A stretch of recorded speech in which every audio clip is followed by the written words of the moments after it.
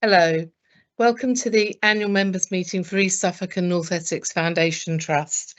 This is the meeting where we fulfil our statutory requirements to present our annual report and annual accounts to you, and these are for the year of 2022 to 2023. So if I turn to the agenda for this evening, just to give you a quick overview of what we're going to cover. I will give a short address, then our Chief Executive, Nick Hulme, is going to present some aspects of the annual report. Adrian Marr, our Director of Finance, will present the accounts, and we'll get some highlights from the quality account from Darren Darby, who is our new Chief Nurse, so it may well be new to many of you. Just a couple of things to say. There will be an opportunity for questions at the end of the presentations, and because of the format that we're in Teams, you will be able to put questions to us through the chat function, and that will go live when Darren is speaking, so in the last presentation. We will be posting the slides from tonight, in fact, a fuller version of the slides from tonight and a recording of this meeting on the Trust website tomorrow. And the full annual report and accounts are already on the Trust website. And I would encourage you to have a look at those. It's 146 pages long, but there's some really good material in there, of which we can only give you a very short flavour this evening. So let's start with my report.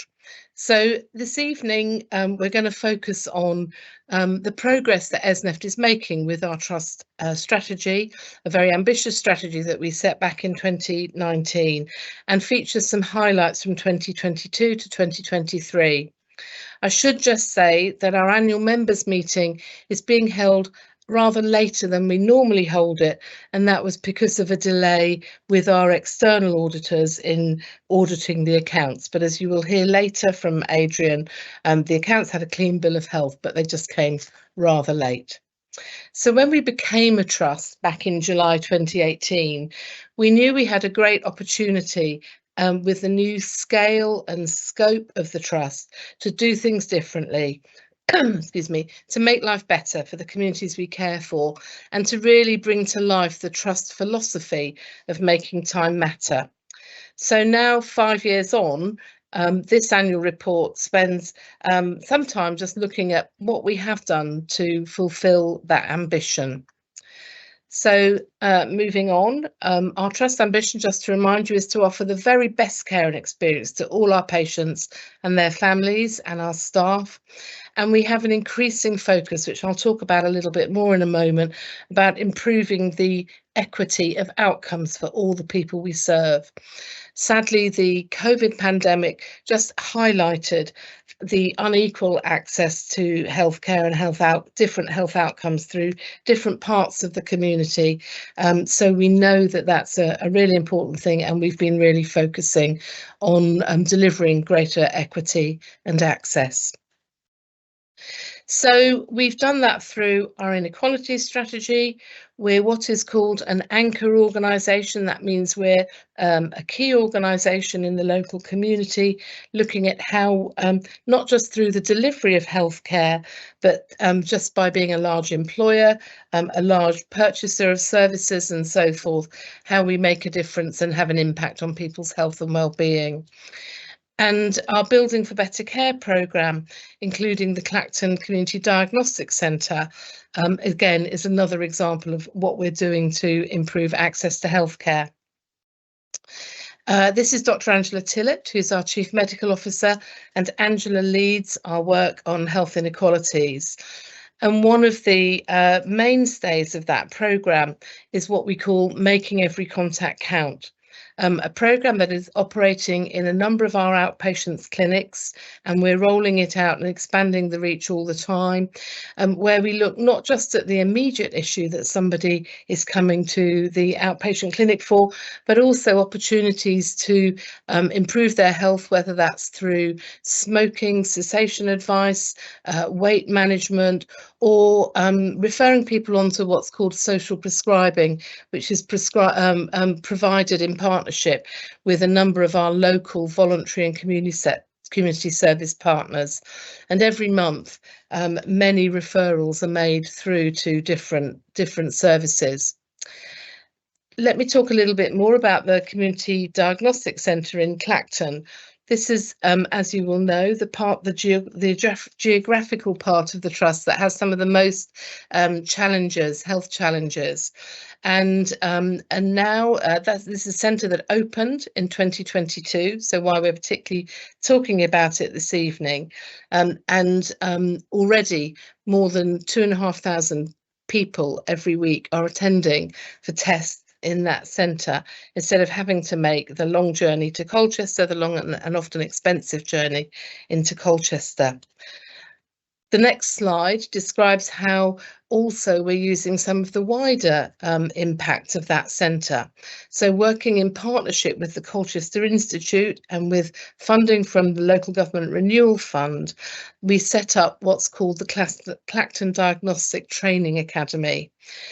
So we know that being in employment is one of the things that has a very significant impact on people's health and well-being, and we're seeking to improve opportunities for local residents using the centre as a gateway to employment and skills. So in the year that we're talking about, 2022 to 2023, 222 people went through a 12-week programme at the Clacton Diagnostic Academy, the Training Academy. 94 of those have gone on to have employment in health and care services locally. I think this is described on the next slide, Luke. Another 49 have gone on to further education and training.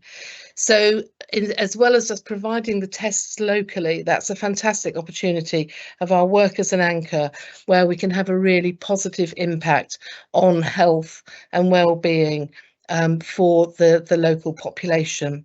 And you may be familiar or have seen before the pictures at the bottom that show equality, where the three people of different height are all standing on equal sized boxes, and it still means that some people can't see, whereas the equitable approach is giving a differential level of a higher level of boxes and support there, so that everybody has the outcome that they can see. So if I can move on to our next slide, I just want to talk about some of our buildings and our big build programme and services that opened in the year that we're featuring in this annual members meeting. So last March, our new breast care centre opened, and the photos show Amanda Pritchard, who's the Chief Executive of the NHS, opening the fantastic new centre at Ipswich Hospital that brings all of the services for our breast care patients under one roof, into a service that was designed with patients and with staff, and provides a super environment for care, as well as the development of new services such as dedicated clinics for men and young people. That's been a service that was developed in partnership with our charity, and a big thank you and shout out to all of those who supported our fundraising appeal. The next centre I'm going to focus on, this is an artist's impression of what this new centre will look like, and actually it very nearly looks like that now. This is the Dame Clare Marks building at Colchester Hospital. That will be the new Essex and Suffolk Elective Orthopaedic Centre, a state-of-the-art centre. And this is a great example of something that we would never have been able to do. We wouldn't have received the funding or been able to develop this fantastic new centre had we remained as the smaller trusts that we were before the merger in 2018. And so if I can go on to the next slide, this is the slide that shows what happened in 2022-23, which was Dame Clare Marks at the groundbreaking ceremony. Sadly, Dame Clare is no longer with us, but the new building is a fantastic tribute to her memory, as she was a very important person in the life of the trust. But for our patients, when this centre opens in the summer of 2024, this will mean shorter waiting times, fewer cancellations, and a real, as I say, state-of-the-art, one of the biggest centres of its kind in the UK and indeed in Europe. Also last March at Colchester, we opened the final part of the new urgent treatment centre, which was the resuscitation department. A very brightly lit open space with private bays, so great facilities there. And also, as part of the work, interesting to note that the ceiling was reinforced because of the new robotic surgery that we do now in theatres, which again has been a developing centre of excellence for the Trust over the past few years, with very significant investment in robots. Turning to Ipswich, in the year in question, our new children's centre, which was a major refurbishment of the children's department. The first phase of that opened, and you can see photos of that here, giving a fantastic child and family friendly environment and a much better range of facilities. And again, this is another great example of where both NHS funding through ESNEFT and funds raised through the Children's Appeal with our charity have supported this new centre. So that's a whistle-stop tour, but there have been, as you can see, many of our big builds have come to fruition in this year. And I'm going to hand over now to Nick Hulme, who will talk about some other aspects of our work. Thanks. Good evening, everybody, and delighted to virtually see you all for this annual members meeting. Again, as Helen says, a bit late in the year, but delighted to be here nonetheless. So Helen's talked a lot about kind of strategy and buildings and everything else. I just want to talk a little bit about the past 12 months, which has been extraordinary 12 months. I mean, I just think the NHS feels so different for what it was pre-pandemic for so many different reasons. In fact, our lives are so different. And I think sometimes I was reflecting with somebody yesterday evening about that impact on our lives more generally, on the health service, on everything really, on expectation, work expectation, education expectation as a result of COVID. And I think it is helpful sometimes just to take a step back, not to wallow in the past, but just to reflect on the huge impact that COVID and other things have had on our lives over the past 3 or 4 years. Just a few things that have been very pertinent in the last 12 months. I think, like me, you will be frustrated, upset, and so often exasperated by the continued industrial action. It's not for me to talk about the rights and wrongs of industrial action, but it is, I think, always worth remembering that it's the patients who are paying the price. And wherever you sit on the spectrum of believing that it's the right thing to do, the wrong thing to do, I think all of us are hoping that both the government and the unions, particularly the BMA, find a solution to the industrial action sooner rather than later. Because every single time there's industrial action, we are literally cancelling hundreds and thousands of patients across the past 15 months of industrial action. These are people who've already waited far too long for their treatment, and the impact on their lives, on their families, on their relationships, on their employment, on their housing, every aspect of people's lives is affected when they simply are not independent and they're not well enough to live the lives as that they choose to live. So I think that we need to understand that impact. There's been a significant impact on the staff as well. I think staff have had to make difficult decisions about whether or not they support the strike and what action they're prepared to take from a personal, ethical and moral standpoint. But I also want to pay particular credit this evening to our administration staff, often the unsung heroes of the NHS.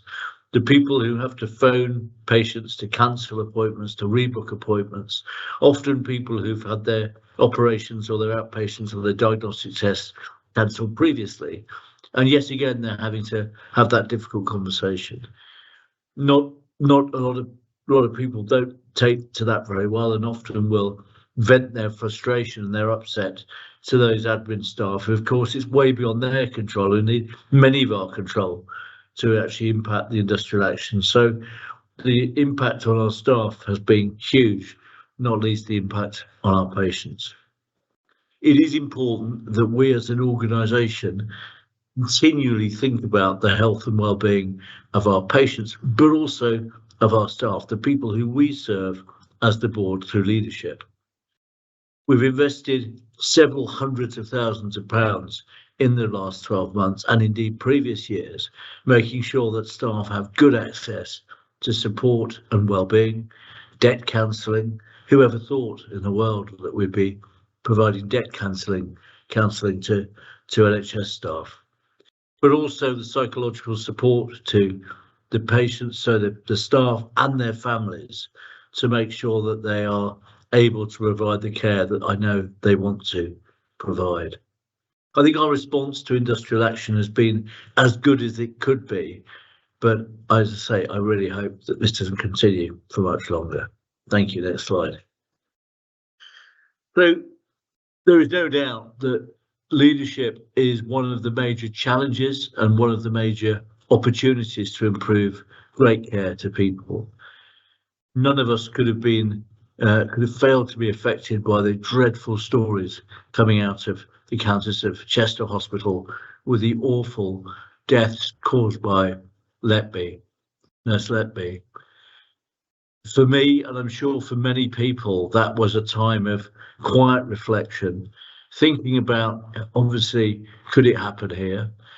Do we have the culture and the leadership within the organisation to ensure that people who witness concerns are able to raise them in a culture that feels safe, that they feel listened to, and that action will be taken, and they will no way feel punished or penalised for raising concerns. The key to that is good leadership. And we made the decision a couple of years ago to significantly invest in making sure, and by leadership, I don't mean people in suits carrying clipboards. This is probably over 60% of the people that have been through leadership, in fact, probably more, a higher percentage, do indeed come from our clinical body, from our nurses, our doctors, our therapists, all of our clinical staff who work every day to improve the lives of the people that we serve. And I'm really proud that the board has been courageous enough to make that significant investment in leadership at all levels, whether it's the board, whether it's people at the beginning of their leadership journey, or indeed people towards the end and in more senior positions. We always come back to making sure that we never forget the fundamental mission of ESNEFT, which is to make time matter. It is the only commodity that we can never ever replace, and therefore the time that we spend with our patients, the time that we don't spend with our patients because we're using technology, which means that people can spend more time with their families, more time at home, more time in work, is an absolute bedrock of the work that we do at ESNEFT. The simplicity of the time matters message is in fact the envy of many organisations that I speak to, and indeed when Amanda Pritchard visited us, as Helen was saying earlier, for the opening of the breast unit, she was very impressed by the simplicity, but also the real challenge that we set ourselves to really value the time of our patients and the people who care about them and the people they care about, but also to value the time of our staff. And we have the fantastic opportunity over the next few years, through significant investment in technology, to really make that difference to our staff and to our patients. Healthcare will be unrecognisable from the healthcare that we see now in 5 to 10 years' time. I've had the privilege of speaking to some software companies and AI companies and talking to people at the leading edge of the development of healthcare, and looking at the possibilities, the extraordinary possibilities in terms of extending life, improving the quality of life, preventing illness and disease. It is so exciting. We need to go on that journey with our staff, with our patients, with our communities. And I'm really, again, proud of the fact that ESNEFT is always looking at different, better and newer ways of delivering healthcare to all of our patients, and indeed to improve the lives of the people that we serve as a board through leadership, our staff. So now I'm going to hand over to the really exciting bit of the evening, which is I can see our finance director smiling, and great colleague, great leader of our money. Money isn't the most important thing, but it is absolutely essential to have the stability so that we don't have to spend a lot of our effort, a lot of our time trying to improve our finances. So although it isn't, as I say, the driving force, it's absolutely essential that we as stewards of your money, of taxpayers' money, take that responsibility seriously so that we have, as I say, that strong foundation that we can build on improving the services to our patients. With that build up, Adrian, over to you.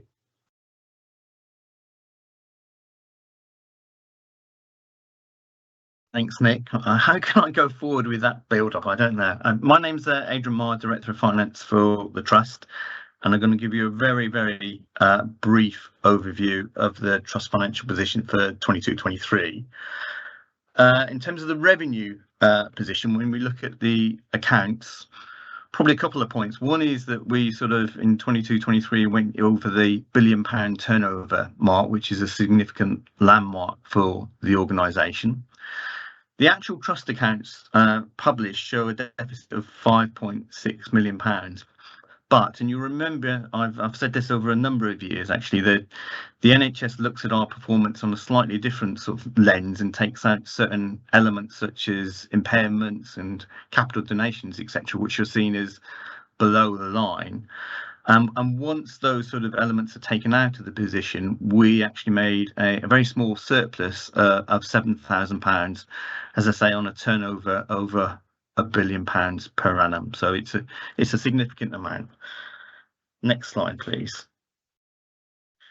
So in terms of the auditor's annual report to the Trust, we gained, importantly, an unqualified opinion on the Trust's financial statements, which is positive, good news. We would not want a qualified opinion, i.e.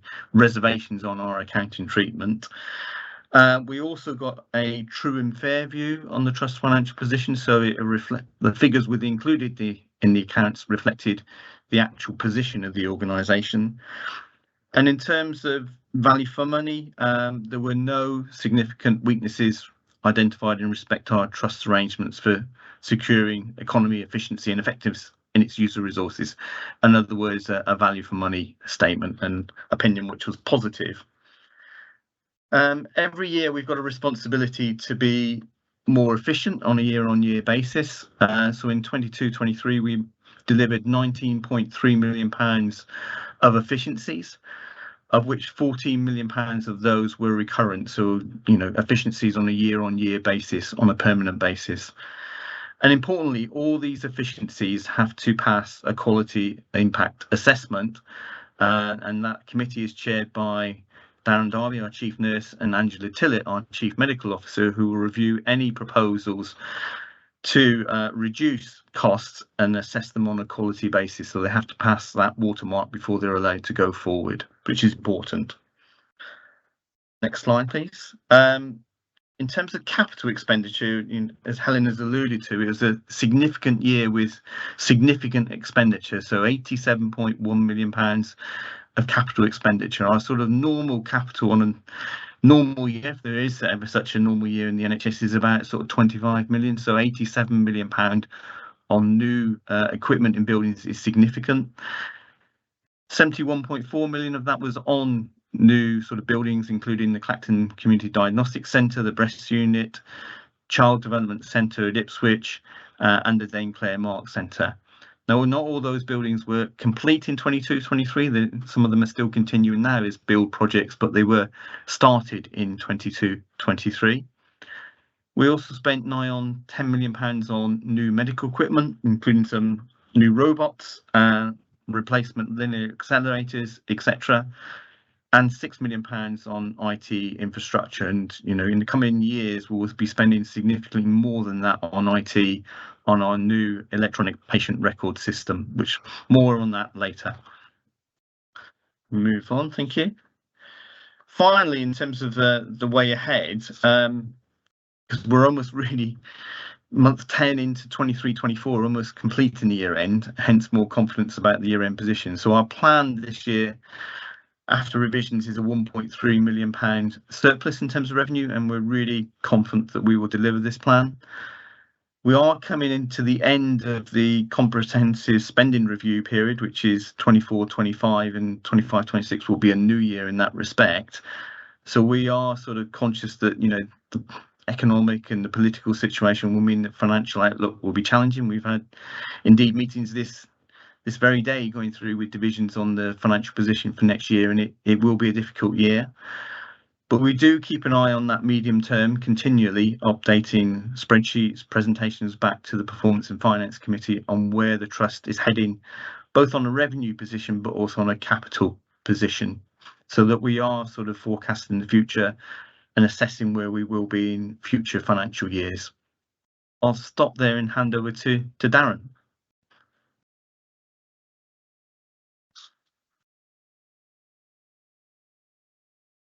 Evening, everyone. My name's Darren. I'm the Chief Nurse at ESNEFT, and this is my first annual members meeting, so nice to be here and to meet you all virtually. This is a brief update of our quality account.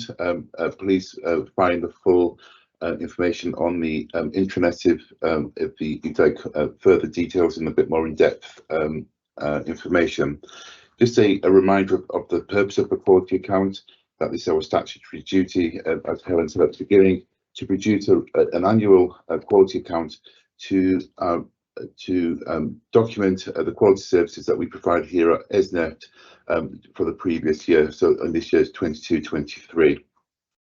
It looks back at the performance over the previous year and some of our achievements, on which there's been many, which I'm pleased to say have been highlighted in the talk earlier this evening.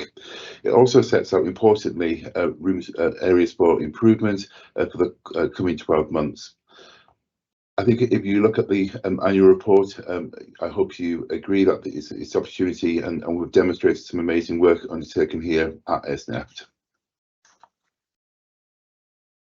Over the year, we set out a number of clinical priorities.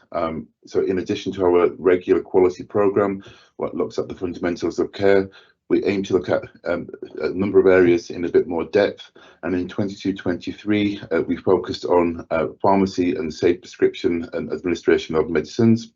We looked at nutrition and hydration for our patients, and we looked at end-of-life care and how to support patients.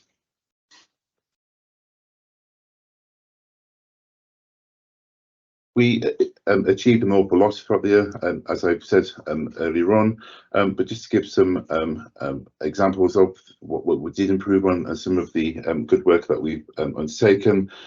From a nutrition point of view, our MUST scores, which are our malnutrition scores, increased throughout the year, and more importantly, the reassessment rate throughout the organisation has continued to increase. We have introduced mealtime volunteers, which so volunteers to help our most vulnerable patients to fulfil and to meet their nutrition and hydration status. And we've also looked at red tray initiatives, which is a visual reminder to staff just to give more attention and more focus on those who might need more support. We've also looked at offering more food and snacks throughout the day to make sure patients meet their nutritional needs. From a safe prescription point of view, we had a number of successes, and work continues to happen. But mainly, I'll give you 4 points. We looked at our critical medicines, and we looked at the list of the critical medicines and the flowchart for preventing omission of these medicines. And we had improvement on the number of omissions that were happening from our critical medicines. And we'll re-audit that this year, and hopefully we'll see ongoing improvements. We also looked at our management of medicines given prior to discharge, ensuring that the patients require the right medicines at the right time with the right education, which has been audited well. We focused on safe storage across the wards, ensuring that we are storing our medicines safely. And I'm pleased to say that we've recently recruited a medication safety officer who's about to join the trust. Finally, I'd like to draw your attention to the butterfly service, which is an exemplary service that's been recommended by NHS England. This is a service where gives families support so they can have any respite away from the wards, just so they can, which is staffed by volunteers, an area where people can be signposted to more support and just that listening ear that patients and families often require. And I'll stop there, Helen, and back to you.